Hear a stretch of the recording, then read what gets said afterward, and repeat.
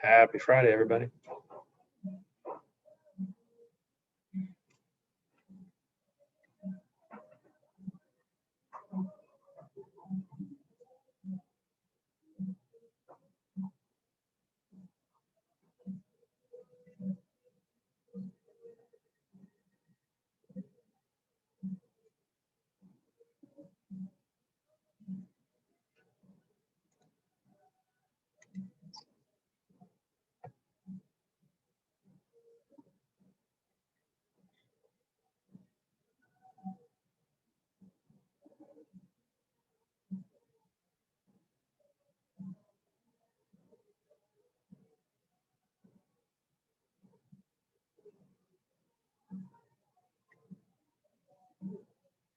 Okay, I'm going to go ahead and get started because we have, several scenes of Romeo and Juliet to go through, and I'll just let other people in as they see them. Oh, there's one more. We let Roman in first.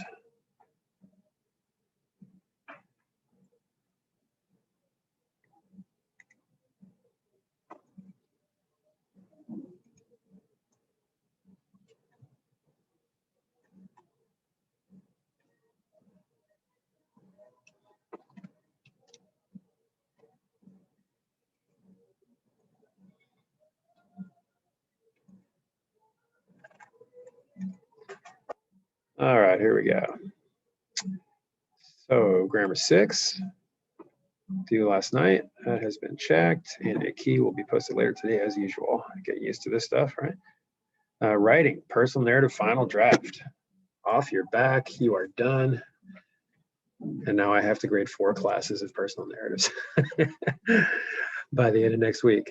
I'm actually going to really enjoy that from looking at the outlines. It looks like you did some really cool stuff. So if you're one of the very few who did not turn that in, let's try to get that in today so we don't have to have any more than a 10% penalty on that. But mostly for today. All for Love Unit, Romeo and Juliet, Act 4, the penultimate, which means second to last act, due last night. It's been checked.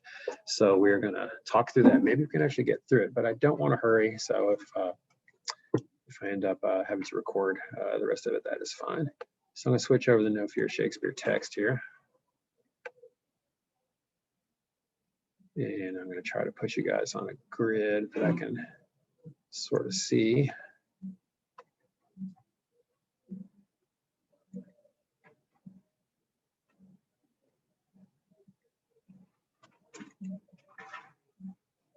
And let's, of course, remember that the quarter ends next week. So only a couple opportunities left for participation. All right, table of contents, Act 4, Scene 1. There we go. Desperate times. Let me give you guys a minute if you could access your responses to the questions. I don't think you really need text because I'll kind of have that up on your screen, but if you could access your questions. Is it tough for you guys, like negotiating, like trying to use multiple screens on those little Chromebooks, or are you kind of getting used to that? Getting pretty used to it? Good. That's great, you guys. I mean, I know this isn't ideal, but those are some good skills to have, because a lot of the stuff will last into, like regular instruction.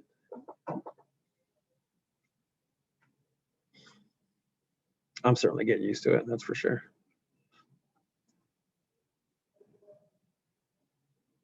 I'd say I have like around 17 to 20 tabs open at once on my browser. It's kind of ridiculous. Okay, hopefully you're in there. So, Act 4, Scene 1. The first question was, according to Paris, why is Lord Capulet pushing his daughter to marry so quickly? He has good intentions still at this point, doesn't he? What's he kind of trying to do? It's right around here, right? Go ahead, Ella. So I put, according to Paris, Lord Capulet is pushing his daughter Juliet to marry so quickly because she apparently cries too much. So the logic here is that if she has someone with her, she won't cry as much, or she won't cry at all. And dramatic irony-wise, of course, they are assuming that she's crying over what? Romeo. And No, they don't know that. Well, I mean, indirectly. Remember, they don't know anything about the fact that she's in love with, or has, of course, married Romeo, right? So this is more within their family, right? They're assuming she's crying about the death of whom? Oh, Tilbert.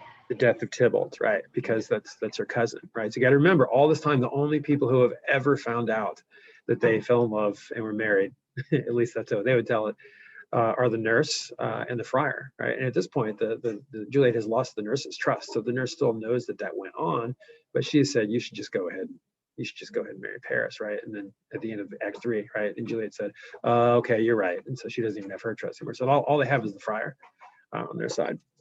So huge dramatic irony all over the place. All right, Juliet tells the friar what she will do if the wedding in Paris cannot be avoided. Paraphrase lines through 50 to 67. Let's kind of get up to that here. And if somebody wants to go ahead and raise your hand on that, you certainly can. Number 2, anybody? So that would be, these line numbers lined up pretty well this time, I think, right? Okay, here we go. Amy, go ahead. She said that if Friar failed to come up with a plan, she'd stab herself with a knife. Yeah, she shows him a knife, right? Stage directions show us that. With this knife, I'll do thou but call my resolution wise, and with this knife, I'll help it presently. He shows him a knife. Got to join Romeo's. And this is not the first time they've said this, right?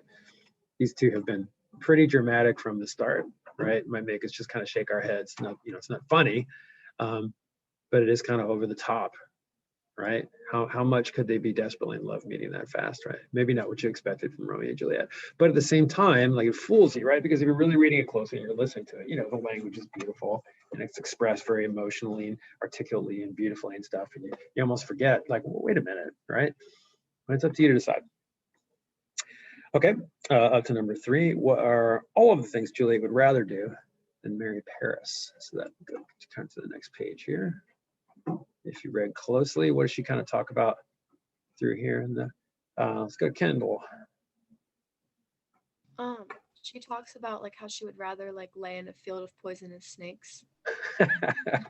Yeah, things like that. Anything else? Being chained and then having like bears by her, and then in a morgue with dead bodies, and then climbing in a grave. Right, a charnel house is a morgue, right? And you will see that setting wise, some aspect of that is actually a little bit of foreshadowing. Okay, I'll give you a little hint there, but I'm not going to tell you exactly how. Okay, so basically, worst nightmare possible. I would rather be in any of those than marry Paris, right? God, poor Paris, right? Like, has Paris done anything wrong? Is he like he's an obstacle, but he's not as far as we know, he doesn't seem to be some jerk or anything, right? He's just a guy trying to marry this girl that everybody thinks he should marry, right? Dramatic irony. All right. Paraphrase the friar speech in 65 to 83. Oops, I'm sorry. Look at the wrong scene. 4, summarize Friar Lawrence's plan as described in 89 through 120. Now, this is some crazy stuff, isn't it? What's his plan, Kaylee? Go ahead. So what I wrote down was that Juliet will take the medicine that makes her seem dead, but in reality, she is not dead at all. Right, and let me pause you for just a sec there, because there was a little tiny bit of foreshadowing in the very first act of the play. I don't know whether anybody noticed it, but who was kind of messing around with plants and actually talking to him or herself, said something about this slays all senses but the heart. Anybody remember that? I kind of try to point it out to you a little bit.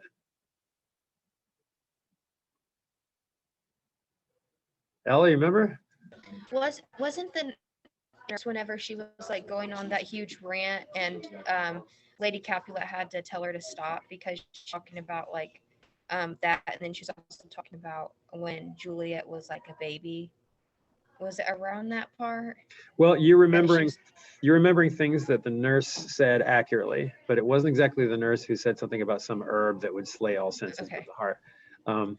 Good guess. She does talk a lot. But it was the friar. When Romeo first comes up to the friar, right after this, when he hasn't been to bed yet, after the party, when they have the love at first sight thing, when it first shows the friar before he gets there, he's kind of messing around in his herb garden and talking about how. And so apparently one of those things is exactly what he's proposing to use here with Juliet. So back to Kaylee. Why don't you finish explaining what his plan is? All right. And then she, like, her family will find her, and then she will be taken to the Capulet family tomb where Romeo will meet her when her time's up and take her to Mantua.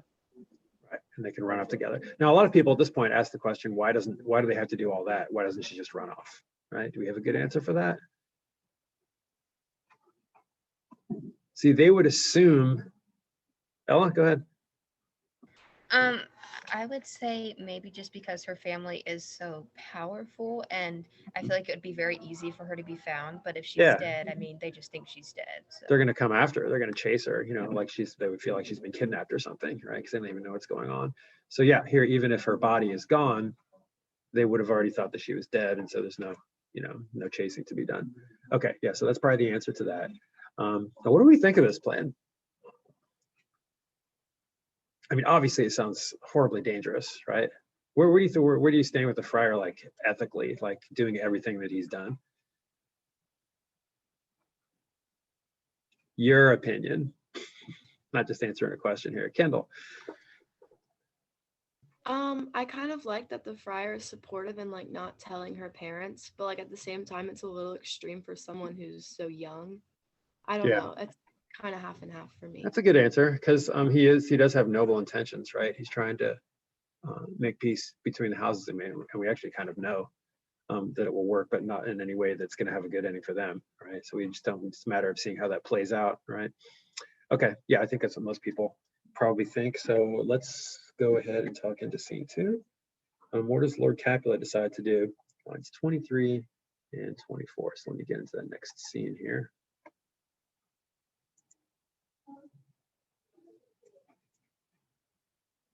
Still scene 1.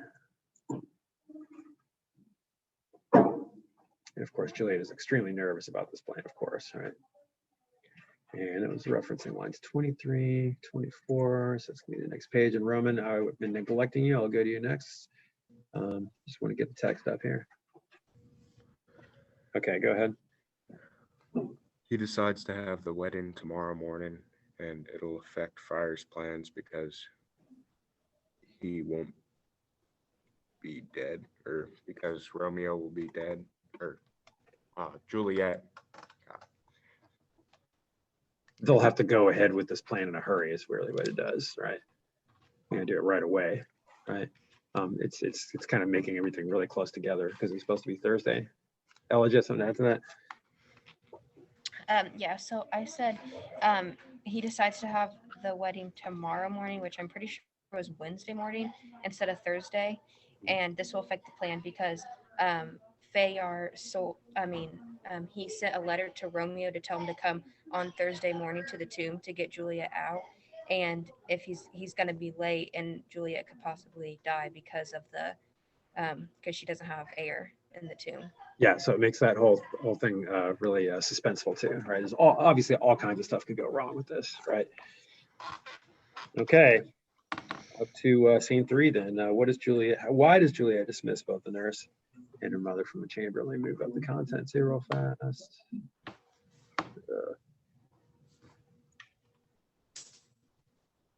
That's kind of an easy question, right?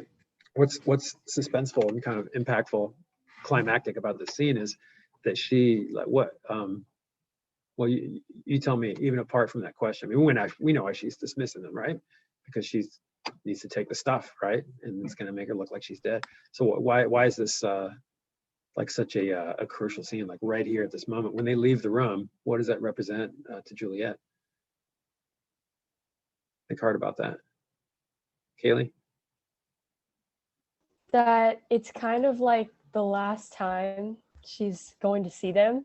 Yeah, she'll never see him again, right? That's you know, when you really think about it realistically, boy, that's crazy. It's probably hitting her, you know, oh my God, I'm really gonna do this. You know, does, you know, she doesn't seem to question herself. You know, does it really mean that much to me? She's not saying anything like that. But yeah, she even says, farewell, God knows when we shall meet again. She's almost kind of talking to herself, right, at that point. And then as they leave, she kind of goes into what we would definitely call a soliloquy here, right? She's got the knife. She's almost thinking about maybe she should end it here. And then she goes through a whole bunch of fears regarding the potion and the various things that could happen if something should go wrong. And we kind of touched on those. So what are some of the things that she lists regarding number 2 and scene 3 there? What are Juliet's fears regarding the potion that the friar has given her? Any new hands over there? Anybody else I haven't heard from yet? Madeline, go ahead. At least we know one or a couple or whatever. She's scared that it'll kill her, or that it just won't work. She just won't wake up, right? Yeah, that's a huge fear, of course. What else, Madeline, or anybody else? Ella? So she said that she was maybe afraid that Fayar poisoned it because he was upset for her being disgraceful for going to marry Paris, and when she's already married to Romeo. And then she also said she was afraid she may wake up early and then die because of the lack of air in the tomb. Yeah, not to mention she's going to be surrounded by dead bodies, right? Including her dead cousin Tybalt, right? I mean, that's going to be horrifying and scary and gross and all kinds of stuff, right? Okay, so things like that, yeah. I think we can actually finish. Let's go on to scene 3. What does the nurse find when she goes to wake Juliet? Of course, anybody. She finds Juliet supposedly dead, right? And so she starts freaking out. She brings, let's see, the scene. Yeah, scene 4 was just kind of some comic relief with the servants around the house, by the way. That's why there's not, won't really deal with that too much, but you might notice once in a while when the tension and the drama get really, really high, that there's like a little comic relief with the servants, and they kind of sound silly, and you know, it's okay if you understand, you know, the jokes, but they're supposed to sound kind of stupid and goofy, and that lightens the mood before you go on, you know, with all the dark, tragic stuff going on. Okay, yes, the nurse goes in there. She discovers, and of course, the nurse does not know what's going on, right? She's no longer in on the plan, and then she brings Capulet in and Lady Capulet, and of course, they all start to freak out, of course, right? And obviously the dramatic irony. Do we understand this whole concept of dramatic irony? What's the dramatic irony going on here? Of course. Kaylee? The dramatic irony is that Juliet isn't really dead. And who knows that? The friar, but nobody else. We know. And Yeah, herself. Yes, we know that. That's the key to dramatic irony, is when we know something some characters don't. And yes, you're right, the friar's of course the only other person who knows that. Okay, how does Lord Capulet personify death? I'm just going to kind of get through the rest of this so I don't have to do a video. He basically says, death is my son-in-law, right? I thought she was going to marry Paris, and instead she's marrying death. You know, it's kind of a poetic device going on there. He personifies death and makes it seem like Juliet is married to, you know, so it's kind of darkly ironic, you know, tragic thing to say. And then the speech by the friar, right? Who he blames for Juliet's death is that heaven, almost like heaven was envious, and heaven has taken her when she was young and beautiful, and that they should comfort themselves by remembering her as that. And that she won't ever not be young and beautiful, right? And you've heard people like express thoughts like that, but here's where we might kind of think to ourselves, boy, this is kind of weird territory where the friar is, right? I mean, he's saying all that knowing that she is still alive, right? And that she should wake up. So it's, yeah, we're almost, you know, almost laughed ourselves a little bit. Friar, I don't know about what you're doing here, but so all we can think about now is hopefully, hopefully this works. Maybe everything will turn out okay, right? We're all thinking that. Maybe it will this time. Okay, beautiful. We finished with plenty of time, and I actually do need to get ready for my next session. So as long as you guys have finished your paper, I haven't actually posted up the next act yet, and I can't remember exactly when I'm going to have it due, but I'll have that up probably during the lunch bell today. And if you want to spend a little time, getting going on that today, then you could. Otherwise, I think that's it. Just check out the grammar key later, and have a great weekend, guys. Thank you for coming. Love hearing your voices. Be safe. See ya.